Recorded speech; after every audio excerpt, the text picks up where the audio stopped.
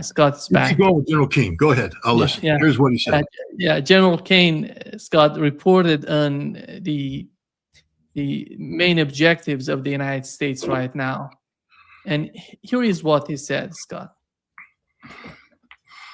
Scott, what is your understanding of these three objectives mentioned by General Kane? First of all, I think these objectives are movable. What I mean by that is that they reflect the changing nature of this war that he's reprioritizing. The first one was suppress the missiles. Well, we failed. I mean, I wish I was the intelligence officer. General, objective one, failed across the board, boss. We miscalculated. The Iranians are launching cruise missiles and missiles on a daily basis. We have not successfully interdicted their launch capacity. The intelligence you had related to the percentage of launchers destroyed was flushed last night when the Iranians hit Israel with the largest number of missiles since the start of this conflict, proving that they have retained sufficient ballistic missile launch capacity in excess of what we currently assess. That means we've got it all wrong, General. That means we need to go back and do a baseline reevaluation because clearly we don't understand the enemy that we're fighting. We think we're striking targets. I gave this is the briefing I gave to General Schwarzkopf during the Gulf War when we had 19 mobile launchers, and by a week and a half in, we had killed 64. And I said, boss, we ain't doing what we think we're doing because we claim to kill 64. There's only 19. And basic math would dictate that there's about 45 things, even if we killed all 19, there's 45 things that we claim to be mobile launchers that aren't. And we have to ask ourselves what they are and why we misidentified. Plus, we aren't killing any of the launchers because they continue to launch missiles at a very high rate of fire. So we've done it all wrong. And I got fired for that. So maybe these intelligence officers don't want to get fired, but that's your job, guys. Your job isn't to sit there and blow smoke up General Kane's ass. Your job is to tell General Kane the hard truth. The hard truth is, we're failing. We're not accomplishing the mission. We need to reevaluate. And if we continue to drop bombs on target using the existing intelligence, we're just going to continue to fail. And so we're going to basically rob America of its capacity to wage war by expending munitions, putting lives at risk, and we're not going to achieve the outcome you say you want to achieve. So maybe it's time to hit a pause, stop, and take that. Because the problem is, as you continue the fight continues automatically. I talked about reattack. When you start bombing, you have battle damage assessment. You're looking at effects. You look to reattack. You want to get the objective hit on every target hit, and then that target is part of a campaign plan. As you move from one target set, you move to the next target. So it's on full automatic. And once people get into the rhythm of war, been there, done that, got the T-shirt. You get in the rhythm of war. It's hard to hit stop. Because everything's planned. Strike packages aren't done instantaneously. I'm planning today for the mission tomorrow. I'm planning, munitions. I got to get them ordered up. Boom. I got to get fuel ordered up. I got to find out which pilots are going to be assigned to which aircraft. Is that aircraft going to be up? Does it have to go down for maintenance? Do I have a replacement aircraft? The whole thing, the way war works, it's on automatic. And so it just keeps feeding itself. And if you get the machine doing the wrong thing up front, it will never self-correct. The machine can't self-correct unless you pause. You have to hit stop, reset, go. And that's what needs to be done with the missile thing, if it's even possible. I think that we have bad intelligence. I think we don't understand what the Iranians are doing. And I think we're just blowing up targets that have nothing to do whatsoever with missiles. Because if they had something to do with missiles, I think we'd be seeing a greater impact on that. So failure on the missile thing. The Navy. Navy was never part of this equation. Nobody thought the Iranian Navy was it. If you thought the Iranian Navy was what's going to shut down the Strait of Hormuz, you're dumber than dirt. The Iranian Navy was never going to be involved in the shutting down the Strait of Hormuz because the Iranian Navy understands that the United States Navy would sink it every day of the week. The Iranians never thought that they were going to sit there and match the U.S. capability. They could flex against Gulf Arab states. They had a Navy of regional capacity, but they could never flex against the United States. So in a major shooting war with the United States, the Iranian Navy was always going to be sunk. And it has no impact. So he sat there and he said, we're destroying the Navy so we can keep the Strait of Hormuz open. Haven't kept the Strait of Hormuz open. So again, fundamental flaw in the way you're thinking, plus all the munitions you've wasted on sinking Iranian ships that have no impact on this whatsoever, you've failed. General Kane. That's 2 out of 2 failure. And the third one now he's going to expand the war into the industrial. We're 12 days in, and you're going to expand into industrial. General Kane, let me tell you, again, just studying war, the way it works, none of the facilities you're going to strike will have anything in them. Even if you had struck them on day one, most of those facilities wouldn't have anything in them, because we had been telegraphing the potential of conflict for some time now, and we'd actually said the places that we were interested in. Just like the Iranians evacuated all of the centrifuges of value, or at least replicated them, kept a safety stock in hide sites, so that even if we blew up Natanz and blew up Firdos, they still have several 164 cascade centrifuge cascades of high capacity, IR8s, IR6s. They're out there buried somewhere with a power supply, able to do their work. They were evacuated. You want to blow up the missile production facility. So right now you got a target here. Let's call him Scott Ritter. And old Scott Ritter's going to pull up and say, "Hey, this is Iranian ballistic missile or solid rocket propellant plant 16 Alpha. The following facilities are here. Boom, boom, boom, boom, boom. And I'm going to show you. And then we've looked at it. And if you want to, this is this. You're going to have to use this munition to collapse this. This one, all you have to do is this. Boom, boom, boom, boom, boom. And we're going to put munitions on that. But the mixer that's in that facility ain't there anymore. That's a high value mixer. The Iranians aren't going to keep it there and say blow it up. Everything around it is concrete. So all you do is pour new concrete. But the mixer, it's gone. It's in a facility. Sometime around 2005, 2006, 2007, 2008, the Iranians started digging evacuation sites into mountains. Using the same technology, boring technology that they used to help Hezbollah dig underground in Lebanon, that North Koreans use.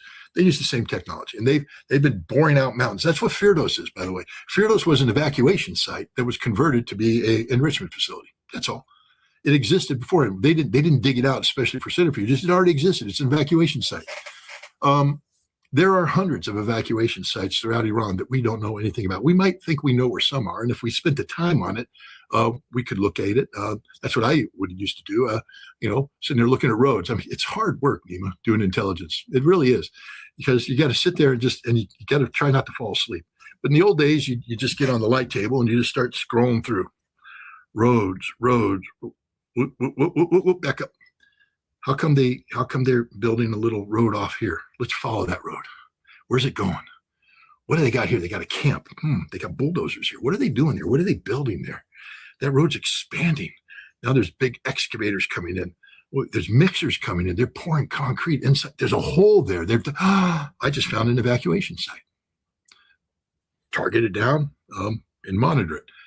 If somebody was doing that, you could find evacuation sites, because nothing happens in a vacuum.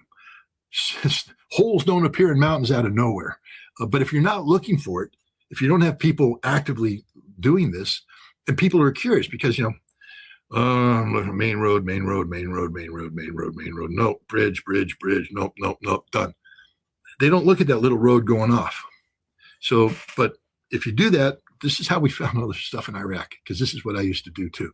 Spend a lot of time just looking through U2 imagery. And then you go, what happened here? What do you got here? Boom, there it is. So there's hundreds of these sites. We may know some of them. We may be bombing some of them.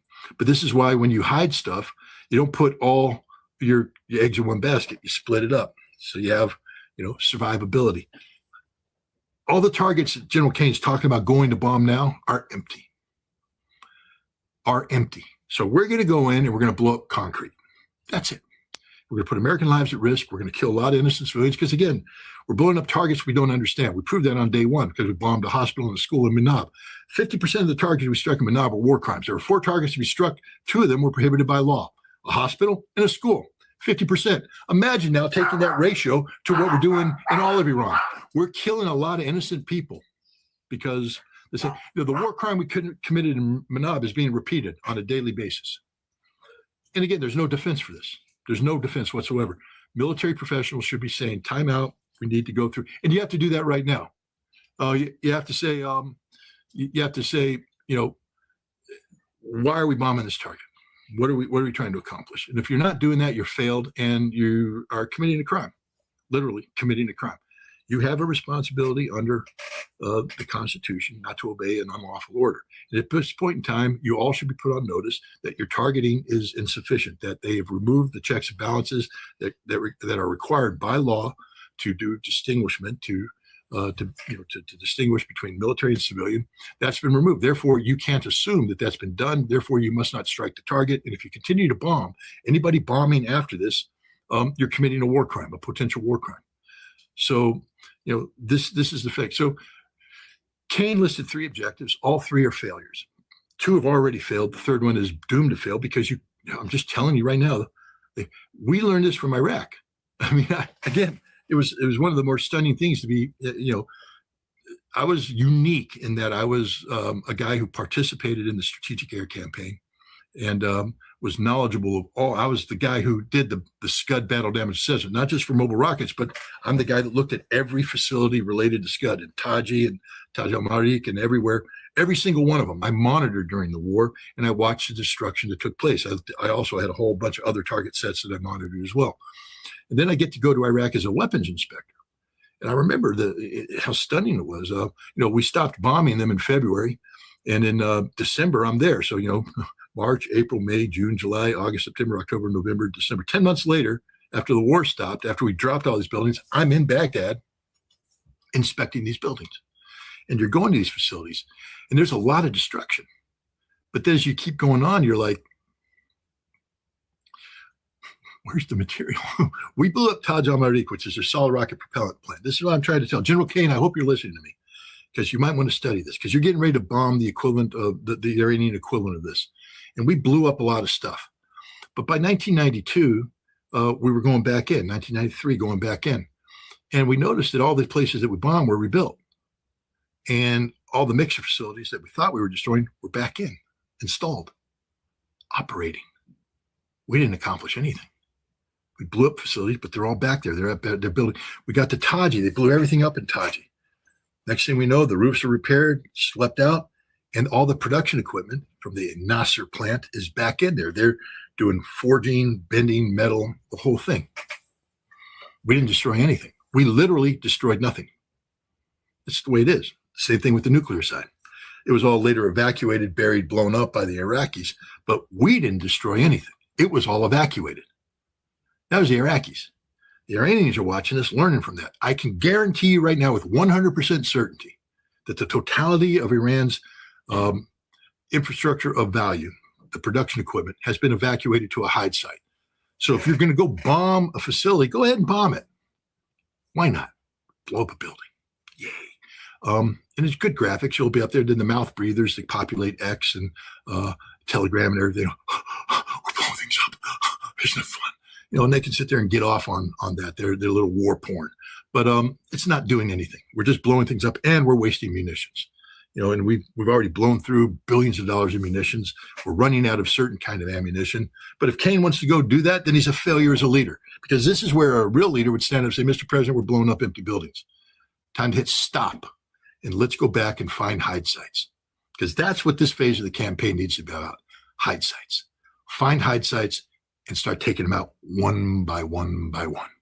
And that's how we win this war. Blow up hide sites, blow up critical infrastructure. But no, we're going to go blow up empty buildings. Yay. The stupidity of this is mind-boggling. It's the same thing with the Navy. We're sinking ships. So what? When this war's over, Iran will buy new ships. But they've shut the Strait of Hormuz. We can't stop them from doing that. Can't stop them at all. If we try to sail our ships through, we'll lose our ships. They may or may not be mining right now. I don't know. The reports are very nebulous about that, but it doesn't matter. No ships going through without getting attacked unless the Iranians want it to go through. But they don't have a navy. They didn't need a navy. You're bombing the wrong thing. This is what happens when you have stupid people play war, because you really needed smart people to be looking at the totality of the Iranian capability and look at what we wanted to achieve. You and I had this conversation. I'm telling you right now that had I been in charge of the missile suppression campaign, we would have been a hell of a lot more effective than we are here, because you have to have somebody who knows missiles and has to understand then how the Iranians have adapted. I'll give you an example. We, when we went to war against Iraq, we started using Soviet standards on how long it takes to get a missile launch. So we would sit there and say, all right, if we're going to fly an F-15E combat air patrol over Western Iraq, we know that they have to move out, they have to fuel at the place. So there's going to be fuel trucks coming in, then they have to raise the missile, and we're going to be photographing it, and we'll come in and we'll blow it up. And after they launch, it's going to take some time now to lower it down and for them to get out. What we didn't realize is that the Iraqis, well, I say we didn't realize, some of us did, because some of us studied the Iran-Iraq war and said, wait a minute, they're taking the Al Hussein and they're surging it forward, they're firing it, and they're pulling it back. That means they're not fueling at the point of launch. That means they have a facility back here where they're fueling from. So maybe the Iraqi tactics are different, and we might want to factor that in. Some of us did that and tried to convince people that we were fighting the wrong war, but it didn't work. They instead said, no, they're fueling. So now the Iraqis have they're fueling their missiles at a place, Ramadi for out west, Abu Ghraib, Kut for there, go down to near Basra, they were doing a place. And then these missiles would be loaded on the launchers and then driven to the launch site. They'd raise it, they'd fire it, and then they had rapid evacuation. Boom, they're out. 5 minutes they're removed from the site. So if we're there 8 minutes away from a launch site, they launch, we're told to come in, roll in, they're gone in 5 minutes. They're at another hide site with IR protection cover over. We can't see the heat. They're cool, and we're looking. We got nothing. We already fought that war, so we need to sit there and literally somebody had to sit there and talk about each system, how it operates, what its range is, look at the physical characteristics, and then play games like how quickly, because the Iranians aren't going to do peacetime stuff. This is combat, rapid. How do they operate rapidly? Where are are we looking at all of the palm groves to look for missile dispense where they hide their missiles? We didn't do that. We sat there and we said, they're going to bring their missiles out. They're going to salvo them, launch. We're going to come in. We're going to do this, that, and the other thing. And so we're wasting a lot of time and effort blowing things up that aren't. Plus other decoys. I mean, the Iraqis were very good. They had a small little decoy unit, and they had 3 fixed decoy sites with realistic-looking decoy launchers, and we're bombing them. It's just basically saying, here, come here and bomb. And while you're bombing here, the Iraqis also did things like, okay, we're going to go ahead and run a convoy down here, a misdirection. And so they put decoys here, run a convoy here, and we're bombing here, interdicting the convoy here, and over here, out of this palm grove, 2 launchers come up and fire. And then they disappear. We can't react. Their whole campaign was run through that kind of deception. The Iranians have learned from this. They have decoys. They have inflatable decoys. They have realistic looking decoys. They're out there. If you're, and I don't know, maybe they've been clever enough to put barrels of fuel in there so you get a nice secondary explosion. I would if I were the Iranians, but they're out there putting these things up. If a missile is in a launch position and it hasn't launched within 5 minutes of that launch position, it's a decoy. Okay, guys, it's a decoy. And so they're just suckering us. We're sitting there bombing stuff, bragging how much we're blowing stuff up, and yet they're launching. I'm not saying they're not suffering casualties. I think they are, because the scope and scale, we're only dealing with 19 mobile launchers with the Iraqis. It was tougher to target. Here, you're dealing with a lot more, and I think we're getting some. Some of that imagery looked like they were trying to hide it and get it. But again, I mean, I look at that imagery, and I'm like, are they that stupid? I mean, again, the Iranians are professionals. So why would you pick a hide site under a culvert that has your ass hanging out of it? If you got the missile ass hanging out, the enemy can see it, which tells me you want the enemy to see it. So they put a decoy under the culvert with its ass hanging out, and we go, gotcha, blow it up, put the video on there. People are doing their little dance and all that, and we got a decoy. These guys are professionals. The missile guys are professionals. They have pre-scouted every single one of their things. When they go to do a launch, they have all their, because the Iraqis did this and the Iranians are every bit as professional as them. They had every one of their hide sites picked out. That's how come after they launched, they were able to get back to Ramadi and never be detected, because they were here, they monitored aircraft, shot over here, monitored aircraft, shot over there, and they just boom, boom, boom, boom, back. We never detected them.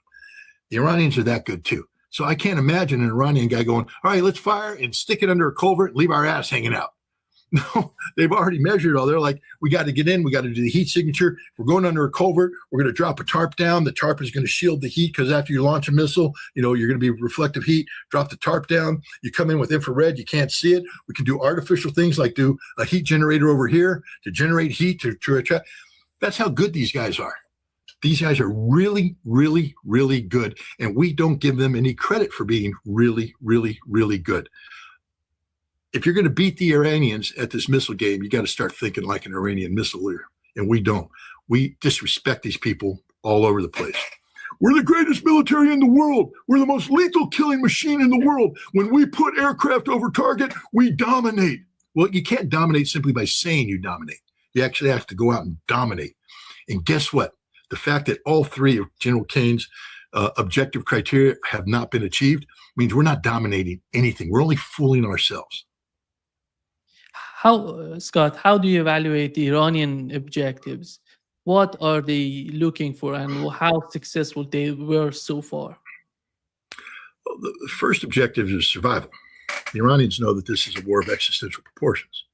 So that means that you can't pin all your hopes on an individual, because people die.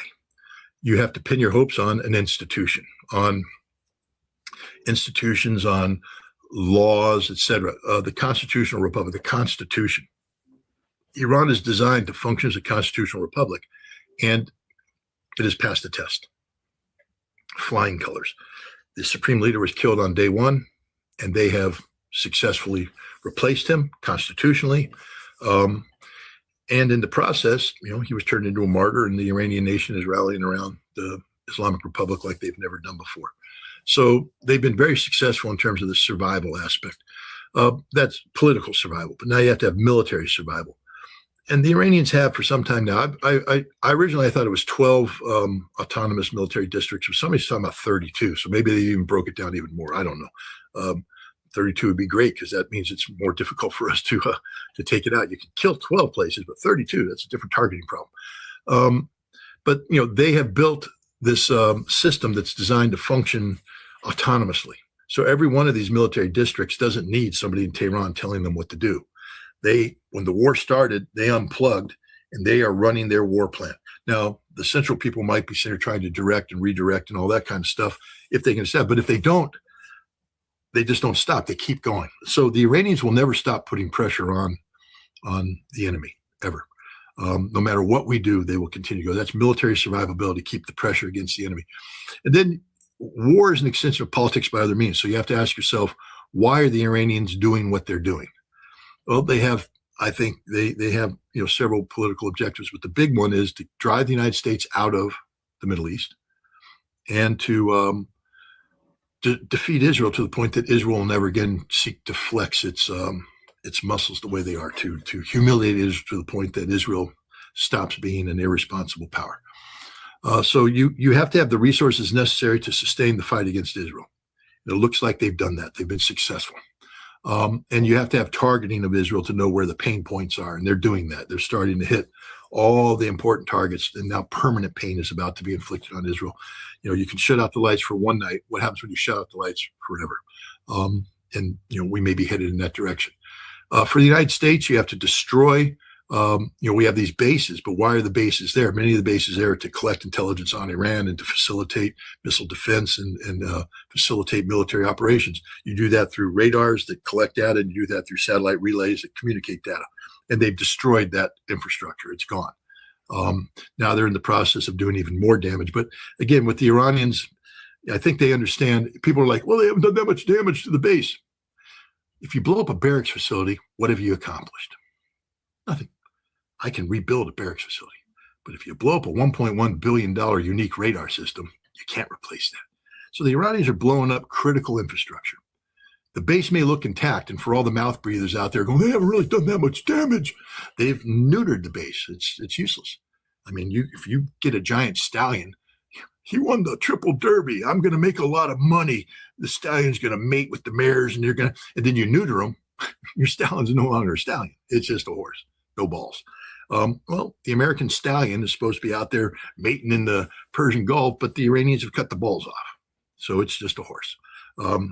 And that's stage one, because it's going to be very expensive for us to move back in. But two, you have to create the political environment for the region not to want the United States to come back. And so you have to make sure that there's a price paid for collusion with the Americans, and that price is being paid.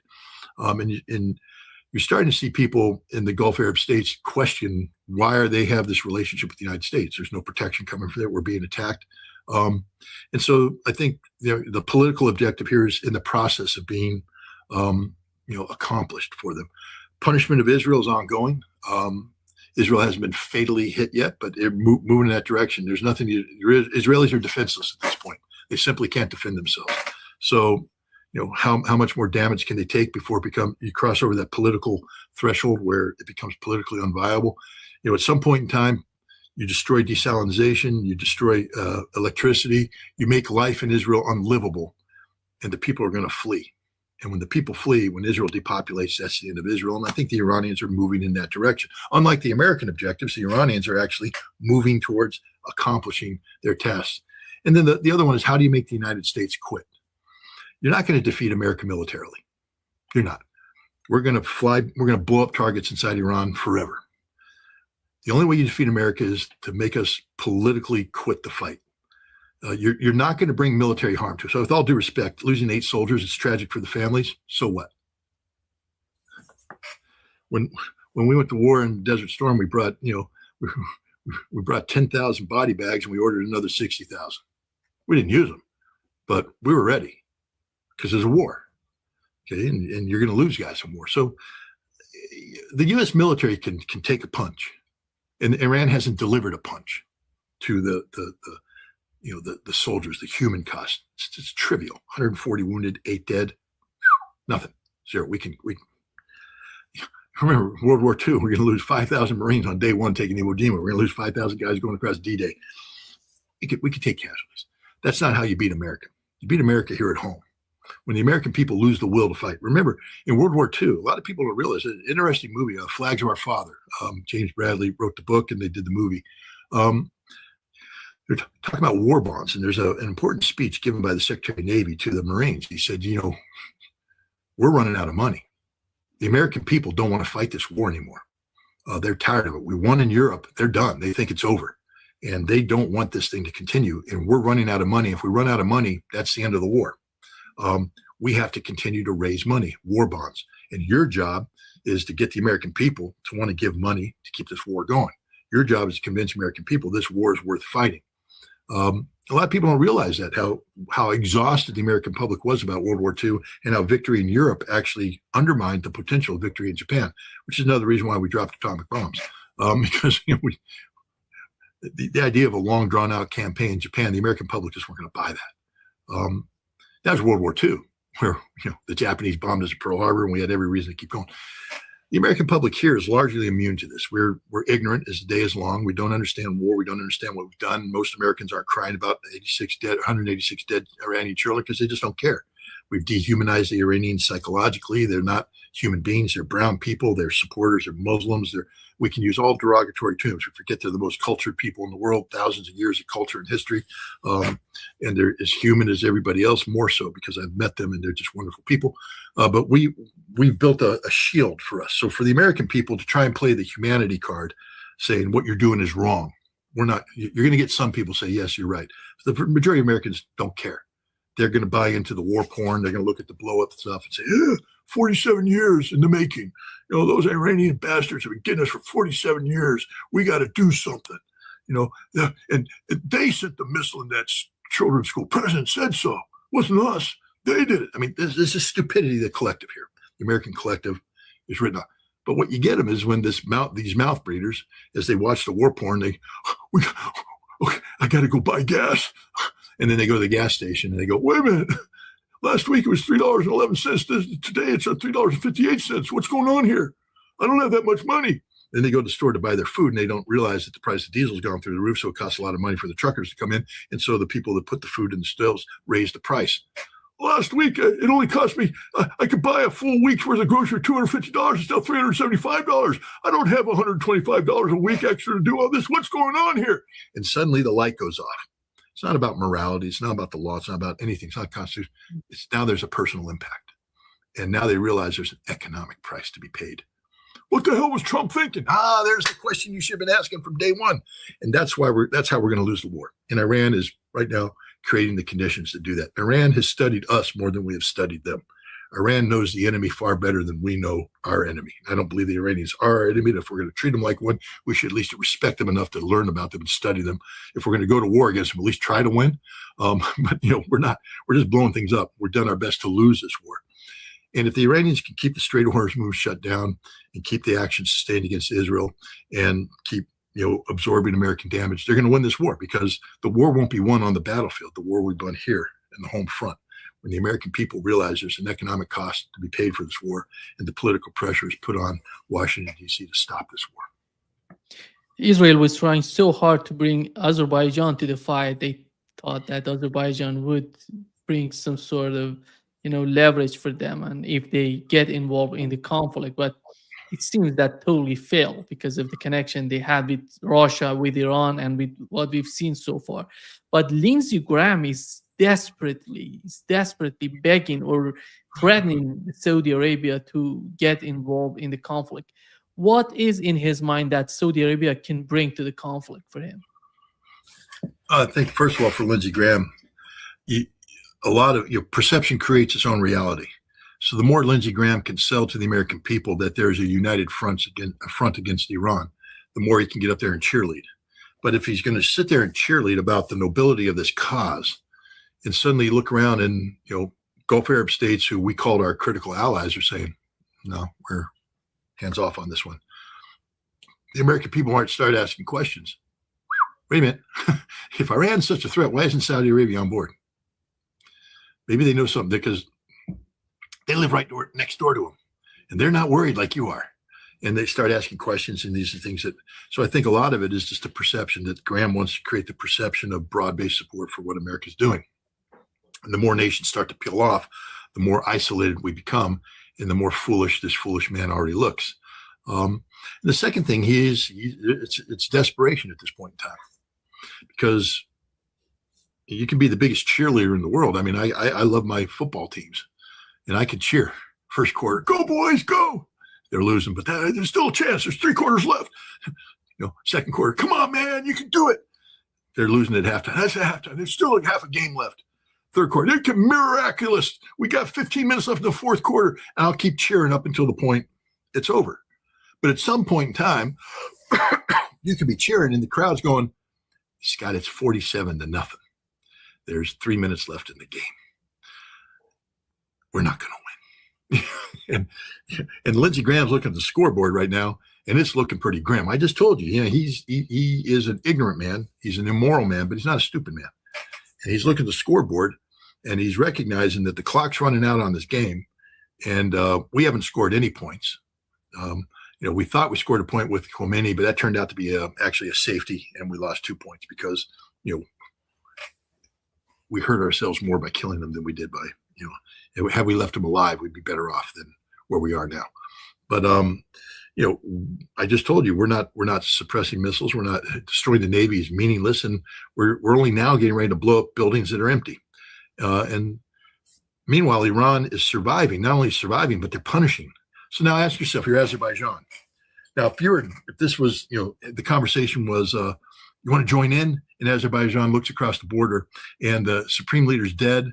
The IRGC is fractured. People are in the streets shouting "Death to Khomeini," and the military's fracturing. They're not being very effective. Israel is shooting everything down and looking pretty good. The Gulf Arab states are united. I go, hell yeah! Let me sign up for that one. I'm in. Zangezur corridor, baby. Let's do this thing. But we come to and say, Azerbaijan, you want to come in? That Zangezur corridor. Remember, J.D. Vance was here last month. He promised you all this stuff. Yeah, but they're really pissed off, and they're unified, and they're going to beat us up. They're going to come after us. I got a small little oil field over here outside of Baku. They're going to blow that up, and then I have no more money. I'm not too thrilled about this anymore. No, I'm not signing up for this one. That's why Azerbaijan dropped out, because Iran is not defeated.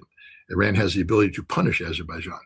But you also notice the Israelis, because it is the Israelis attacking Iranian infrastructure with drones and such, because the Israelis are desperate to get Azerbaijan into this conflict. But they're not. And at some point in time, the pipeline that pumps, was it 40% of Israel's oil, or it's a good It's number. 45. Yeah. Well, there you go. There's the national 5%. But the point is, at some point in time, that's going to come into play.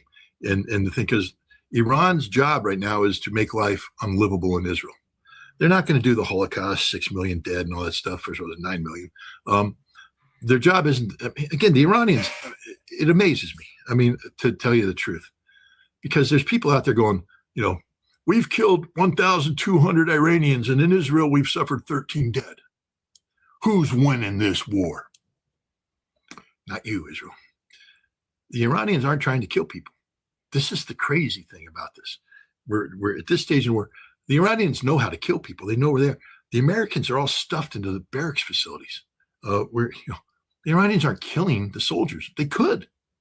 But look what they're hitting. Radars. They're hitting critical infrastructure. Never once have they gone after, a big barracks facility, because they're. Thank God I'm not an Iranian commander, because I'm a bloodthirsty son of a bitch, and I'd be like, kill as many as possible. But these are moral people, and they're like, no, we can achieve our strategic objectives and not kill people.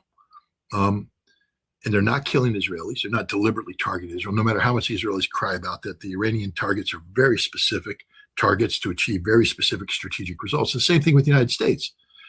And the Iranians are smart on this one, because, you kill too many Americans and we get pissed off. And you don't want America pissed off. You want America angry about prices of gas. That's where America's mind needs to be, gas prices. But 500 dead Americans, I'll pay as much as the pump is necessary to kill all those Iranians. Kill them all. You want to come after us? You want to kill my son, kill my brother, kill my this, kill you all. And then suddenly the war continues. The Iranians are smart. Don't look for maximum casualties. You can talk it up. I know the Iranians are like, we could do this, we could do that. They know they're not doing this, because they know, I believe they understand, if they wanted to kill Americans, they know how to kill Americans. They're not, deliberately not. And so they're keeping the casualty count low, because in America today, no one's saying, I mean, you got people pull up, 8 guys. Guys, 8's nothing.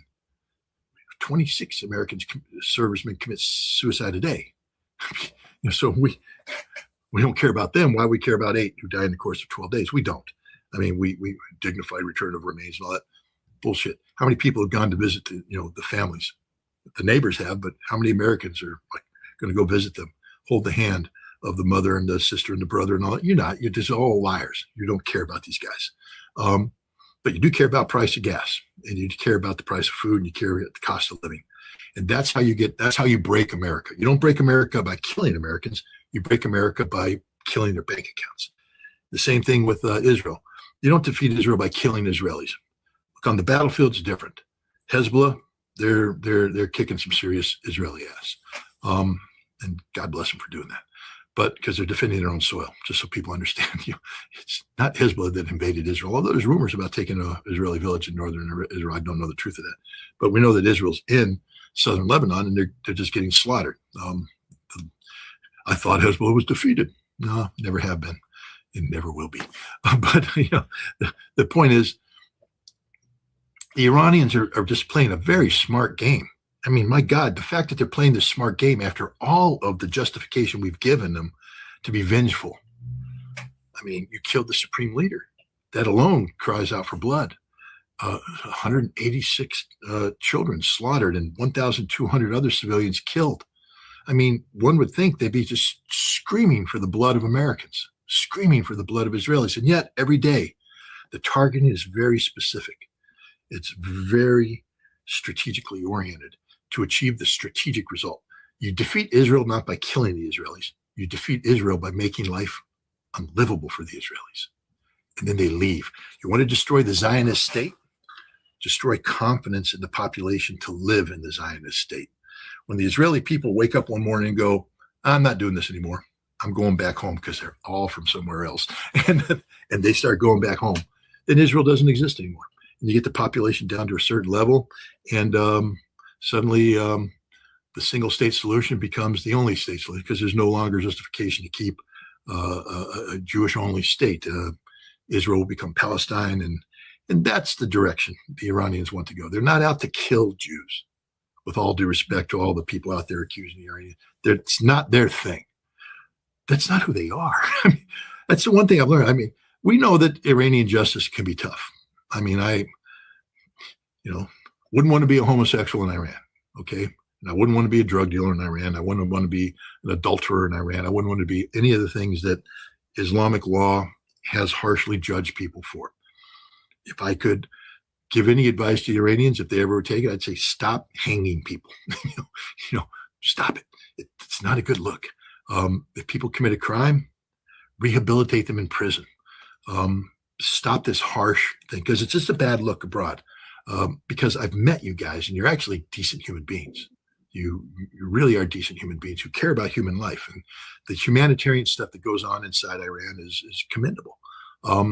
They have a PR problem, but the thing is, the true nature of this regime, because if they were the hanging judges that everybody accused them of, then they'd be screaming for blood, American blood, Israeli blood. They'd be trying to kill as many people as possible. It's not what they're doing. Very deliberate targeting. And you know this because of the accuracy of what they're hitting. They're hitting what they're aiming at. So if they wanted to hit a barracks, and they've got good intelligence, they know where the American soldiers are congregated, and they have weapons that can penetrate that bunker, and they're not hitting that bunker. Why? Because they don't want to kill Americans. They have every right to, but they don't want to. Because you kill Americans, you enrage the American population, and you make it very difficult. You make it harder to break the American population. Keep the death count low, maximize economic pain, and this country will fold like a house of cards, and we're already headed in that direction. So I think the Iranians are winning strategically across the board. There's not one place I can say that they're underperforming. I mean, they're being hit really hard by the two most powerful air forces in the world. Let's not diminish what Israel and the United States are capable of doing in terms of providing damage. But the targeting, that's the key. You can have the biggest punch in the world, but if you're not hitting the right thing, you're not going to win. And right now, the Iranians have made sure that we're hitting the wrong thing. Like I said, with ballistic missiles, I think they've played a very effective decoy game. And they've also done a good job in disguising where their missiles really are. And we haven't solved that problem. And I don't know if we will. Navy, who cares? Because they're shutting the Strait of Hormuz. It just doesn't matter about the Navy. Tragic for the lives. They shouldn't have sunk that ship. But the people that are bragging about how we're winning this war because there is no more Navy, it's just not a factor. And now we're going to move into the next phase and take out industrial facilities. Concrete gets poured. Those facilities will be rebuilt. You're not blowing up the expensive items that were inside. They've been moved. So you're hitting the wrong targets. So I think that we're losing this war, and we're going to lose this war. And the Iranians are on track to win this war. As long as if things stay the way they are right now, we will not accomplish any of our objectives, and the Iranians will accomplish both of their primary objectives, which is evicting the United States from the Middle East and the destruction of greater Israel. Something named Israel will exist and maybe eventually get folded into Palestine. That's a political thing down the road. But if the Iranians can create the conditions where 1/3 of the Israeli population decide they just don't want to play that game anymore and they leave, that's a victory. It's a huge victory for Iran. And they're headed in that direction. And the same thing, they're headed into the direction of breaking the will of the American people to politically sustain this fight.